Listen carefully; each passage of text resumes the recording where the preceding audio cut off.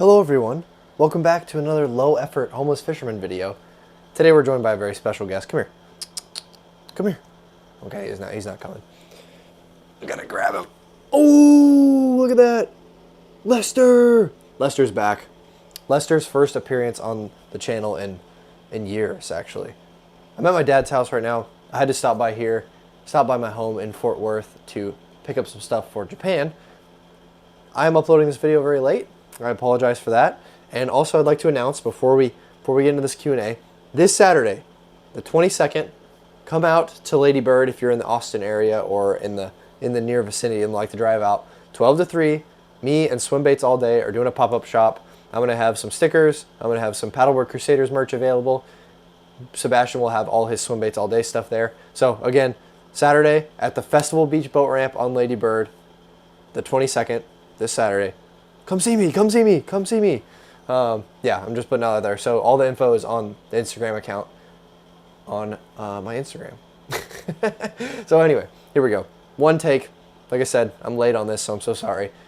Tomorrow's video will probably be more interesting, but here we go. We got a lot of questions, okay? We got a lot of questions as per usual. So we're just gonna start from the bottom. I'm gonna just go through here and answer some. And I can't get to them all. There's like 200 questions here, so I'm just going to answer some of the good ones that I see. And we'll just go until this video is as long as I want it to be. So let's see. If you had to pick one lure you prefer to catch the world record bass on, what would it be? That is by South Florida Reelin. Thanks, man. Appreciate it. Honestly, if I had to pick one lure to catch the world record on, it would be a worm, okay? It would be a worm or maybe like the Q-bomb. It'd be something small. It'd be something you drag on the bottom.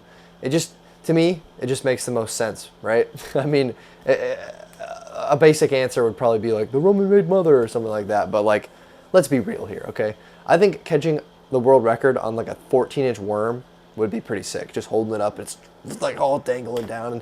And to me, like, dragging a worm is my favorite thing to do. So if I caught it that way, I spent so much time dragging a worm. If I caught it that way, I think I'd be very, very happy. How do I catch a hugiculous bass on every cast? Well, exactly what I was talking about in the previous answer. You just drag a worm around, a big worm, 14, 18, 24 inches, 36 inches, a big worm, okay? Love what you're doing with Knowles Fishing. How did y'all meet up? So Knowles actually has been a big supporter, long time fan of the Homeless Fisherman channel. He lives in Florida. And when I was down in Florida this winter, I just said, hey, let's go fishing, dog. I think he has made some really cool content. I think that he's doing his own thing, and he's fairly unique. Like I said, I've enjoyed his content before, and I just see him going very far. So now we hang out, trying to help him out, and he helps me out, so it works out. But let's see, when are you coming back down to Austin? Saturday for the pop-up shop. There you go. You got it. What is the most rewarding fish you've ever caught? That's actually a really good question. I think that probably the most rewarding fish I've ever caught was one of my fish on Lake Biwa. Probably the first fish that I caught on Lake Biwa. Not that it was on the first day of fishing, so it was like, not that it was that difficult to catch. I kind of got a little lucky, but it just feels like one of those fish that was a long time coming. I'd always wanted to go to Lake Biwa. It was a dream trip. A lot of things had to line up, so you know, I had to work very hard to even get to Japan in the first place to catch that fish. So I really do think that that fish was probably my most rewarding. It just felt very satisfying to go out there to a place that I've always wanted to catch a big bass and catch a big bass, obviously. Let's see here. Have you found the techniques that you learned in Japan helping you catch more fish in America or open your horizons? They have, okay. I think that I have learned a lot. I learned a lot in Japan. I just learned a lot of weird things and things that I just would not have thought would have worked. A lot of things that Go-san taught me and a lot of things that I learned with Yamapi-san were incredible. A lot of the finesse stuff that I learned, that was really interesting. I had never really had that kind of stuff before. No one really taught me how to do the finesse thing. And then just the way that Go-san fishes is very, very unique. He does a lot of night fishing. He is a trophy bass hunter, and it just really changed my perspective on trophy bass fishing for sure. So yeah, I do see some of the techniques coming into play over here. I definitely came back to America a better fisherman, or at least a different fisherman. I look at the water a little differently. Have you ever fallen off the paddleboard? I've actually never fallen off the paddleboard. Knock on wood, but it just hasn't happened yet. I have pretty decent balance. Why? Who do you main in Mario Kart and why? This question is from Knowles Fishing, the one and only Knowles Fishing. Who do you main in Mario Kart and why? All right, I main Waluigi. Okay, and I main Waluigi because I think Waluigi is just he's like, he has evil intentions, right? He's like sort of an evil guy, but he's not bad. He just wants to be evil. You know what I mean? But he doesn't really want to hurt anybody. And I just really respect that, you know? I like Waluigi as a person, okay? So that's why I main Waluigi, because he's awesome. Waluigi on the Wiggler cart, absolutely goated. Let's see here. Who else wants their question answered? What is the best way to know when throwback stuff is coming out? Get on the Throwback Baits email list. It's on the website. Also, following the Instagram, of course, easy way. Will I ever fish in Chicago, even though the fishing sucks there? I've actually fished in Chicago before. It wasn't that bad, but maybe one day. Maybe one day again. I want to do some smallie stuff there. Realistically, what do you think the world record will be caught on? Realistically, I think the Bellows Gale 5.8 is probably the best bait that I could catch a world record on. It just makes the most sense. Big giant bass. They love bluegill. It's like a good size. It's like a 6-inch size. And, you know, around the time when that fish would be that big, they would probably be eating bluegill up shallow. So, just makes sense. Favorite memory with Juan? It's actually a really good question. Thank you, Nick Ernest. I'd have to say, like, it's kind of wild because I have a lot of good memories. I think I told the story of how we went out into the very, very deep, cold Arctic river bass mission in one of the night fishing episodes. I already told you guys that story. That was a pretty good memory. I think one of my other best memories was, so this story actually took place right after I got back from Minnesota, after I got hit by that car. So I was in a sling, right? I couldn't really paddle. I kind of could with one hand, maybe. Fishing was not really totally all there yet. It was my birthday. My birthday was rolling around, and I really wanted to go paddleboard fishing. I had been paddleboard fishing forever at this time because obviously I was dealing with a broken collarbone. But Nick was so kind as to take me out and offer to paddle me around the river for my birthday. So we drove down to a river spot. We went out there. Nick was not feeling too good this day, and I told him, I was like, dude, we don't have to go do this. We could go chill. We could do this another day. But he was very adamant about going, and I sat on the front of the board. He sat in the back. He pretty much paddled me around all day while I got to fish and throw at some cool fish on the river. And that is just a really good memory because it was like, that dude really was my best friend. Like, that kind of stuff, I could always count on him for stuff like that. It's like, dude, if it's my birthday or if it's something special or if I'm feeling down, he was there, no questions asked. Didn't matter what kind of condition he was in. He was always down for the adventure. And that is like one of those things that, you know, honestly, almost irreplaceable. It's really hard to find people like that. So when you find people like that in your life that are always there for you, always down to go on an adventure, hold them close, okay? Hold them close for sure. So let's see what we got in here. This is a good question. Let's see. We got Ocean Cowboys. What makes you successful versus everyone else who has similar goals? So I think what makes me successful is it's two things, okay? It's two things that I believe applied to my success. Number one is doing something unique and doing something original. I take inspiration from people, but I don't ever take the blueprints from people and try and use a certain blueprint to get to places. There are like little things here and there, but overall I feel like my content and just my existence is very unique. I'm very original. I try and do just the things that I want to do, and a lot of times I'll compromise on getting views or something like that just because I want to do something very original, which sometimes works, sometimes doesn't, but I think in my case it has made me very successful. I think the second thing that I do that makes me successful is consistency. This is the one thing that I see a lot of people miss, and I'm going to give you a little tidbit. I've been telling Knowles this too. Knowles has been following through. The consistency is one of the most important parts. If you are not, doing the thing you want to get good at, whether it's fishing, whether it's uploading videos, whether it's learning another language, like whatever this is, right? If you are not doing the thing you want to get good at consistently, you will never get good at it. I see it a lot in YouTube where people go, hey man, I'm going to be a YouTuber, like I want to upload. They go hard for a little bit. They upload, for a month or whatever, and then they fall off and they don't upload for 4 or 5 months. And then they start uploading again, and then they fall off again. And it's just like, that will never get you there. And I see, another thing that I see is people going like, oh, I'm gonna wait to put anything out until it's absolutely perfect. And that to me is like, that mindset just does not fly when you're trying to grow. In my opinion, the way I do it is I make the videos the absolute best that I can, but I don't dwell on them too long. If they're not perfect, whatever. I put it up, I move on to the next one, I get better. If you never release your product, if you never finish the drawing, you're never going to improve at your art, if that makes sense. So I think consistency and originality, probably the two number 1 things that have gotten me this far. And also, you guys, thank you guys for just watching me fish and talk and yap all day, which is crazy. Could you get Jeffrey on a paddleboard for a collab? I know he's watching this. Mr. King is watching this. Crazy Bass Fisher, he's watching this. So, can we get you on a paddleboard, dude? It's in the air. If he comments, make sure you reply. We're gonna put him on a paddleboard. Why don't you like Zaxby's? Okay, don't get me wrong. I don't not like Zaxby's. I just love Cane's.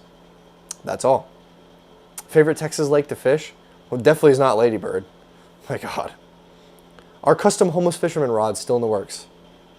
News coming soon. Okay, the rod news are coming soon. If you guys have been asking what rods I'm using, I will reveal everything very soon. Okay. Just hold on that. Biggest Texas bass, 11 pounds, 5 ounces is my current biggest fish ever, and also my biggest Texas fish. Will you ever go fish in Arizona? Yeah, I'm down. I've actually been to Arizona before. We got to go meet up with Jeffrey to do the paddleboard collab, obviously. Let's see here. How old is Archie? Archie's about 3.5 years old. He's not old. He's actually still quite young. Most bearded dragons can live up to like 15, 16 years. So I'll have Archie for a little while. And what's your opinion on knockoff glides? We don't support knockoffs around here. I personally know the people who put their time and energy into making the real thing, and they have families to support, they have friends to support, and that's not okay. That's taking food off of other people's plates. I guess if you want to do it on the down low, whatever, but at the end of the day, any sort of knockoff or interaction with a knockoff is taking food or taking money off of someone else's plate that is, putting in some honest work. So that's my opinion. How do you plan on reaching your goal of catching the world record? I love your vids. Thank you, dude. Thank you. I appreciate it.